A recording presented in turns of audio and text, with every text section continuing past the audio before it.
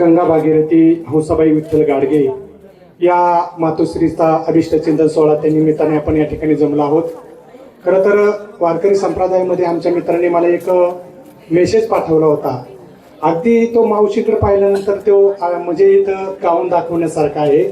काय सेवा करू तिची, तीच आमची करत असते. वंदन करतो तिला, ती देव आणि संतांना वंदित असते. गाव काही तिच्यासाठी, तिनेच अंगाई गायली असते. आई जी आहे, आई हे सर्वश्रेष्ठ आहे. साधू संतांनी सांगितलं सकल तीर्थाची दुरे किंवा तुका म्हणे मायबाप. की मला गणेशचा या ठिकाणी अभिमान वाटतो की आपल्या आईचा अभिष्ट चिंतन सोहळा या ठिकाणी ते करतात. म्हणजे खरोखर वारकरी संप्रदायाच्या दृष्टीने जर विचार केला तर त्यांच्या संग मैत्री करण्यासाठी योग्य मित्र मला त्या ठिकाणी भेटले. त्यावेळेस सरांनी जाता जाता एक संदेश आपल्याला या ठिकाणी फार मौलिक दिला. त्याच माणसाने म्हातारवणीच्या भानगडीत पडा ज्यांनी आपल्या मुलांना चांगले संस्कार लावले. नाहीतर म्हातारं होण्याच्या भानगडीत पडू नका. जर संस्कार जर चांगले लावले नसतील तर नक्कीच ते आपल्याला ढोंगावलात मारून बाहेर काढल्याशिवाय राहणार नाही. कौन किसी का सगा होता है, दोस्त बनकर भी दगा देता है. एक माँ का दिल है इस दुनिया में, वरना मुख में या कौन दुआ देता है. कोण कोणाला फुकट देत नाही हो. फक्त आई वडिलांचंच काळजी असं असतात की ते भरभरून आपल्याला त्या ठिकाणी आशीर्वाद देत असतात. म्हणून हे मी गणेश भाऊचं कौतुक करतोय, सुनील भाऊचं कौतुक करतोय. यात फार नवल नाही. ज्या आई वडिलांनी त्यांना घडवलं, तुका म्हणे मज घडो त्यांची सेवा, तरी माझा दैवा पार नाही. तुकोबाराय सांगतात अशा मुलांची सुद्धा माझ्याकडून सेवा काढावी की ज्यांनी आपल्या आई वडिलांना त्या ठिकाणी खरोखर जपलेलं असतं. गणेश आणि सुनील भाऊ यांचं जे प्रेम आहे, अगदी 2च मिनिटात मी या ठिकाणी थांबणार आहे. यांचं जे प्रेम आहे हे प्रेम पाहिल्यानंतर कीर्तन प्रवचनामध्ये अशी जिवंत उदाहरणं जर त्या ठिकाणी सांगितले तर नक्कीच समाजामध्ये त्या ठिकाणी बदल झाल्याशिवाय राहणार नाही. तरी पण एक प्रसंग सांगतो.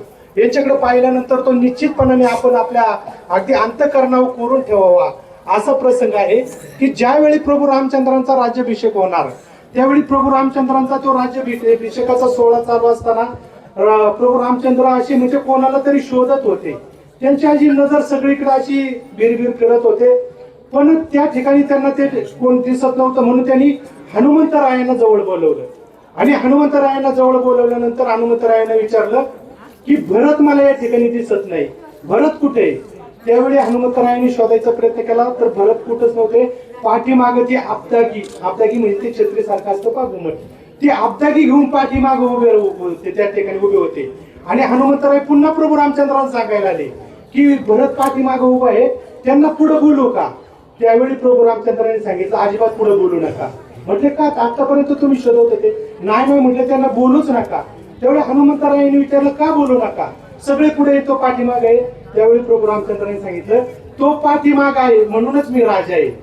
म्हणून भावामध्ये जर प्रेम असेल तरच त्या ठिकाणी विजय होतो. प्रभू रामचंद्र त्या ठिकाणी जिंकले, लक्ष्मण पाठीशी होता. रावण त्या ठिकाणी हारला, विभीषण त्या ठिकाणी प्रभू रामचंद्रांना जाऊन टाकला होता. म्हणून भावाभावामध्ये तात्विक वाद तिने सुद्धा कौल दिला महाराज आता थांबवा तुम्ही.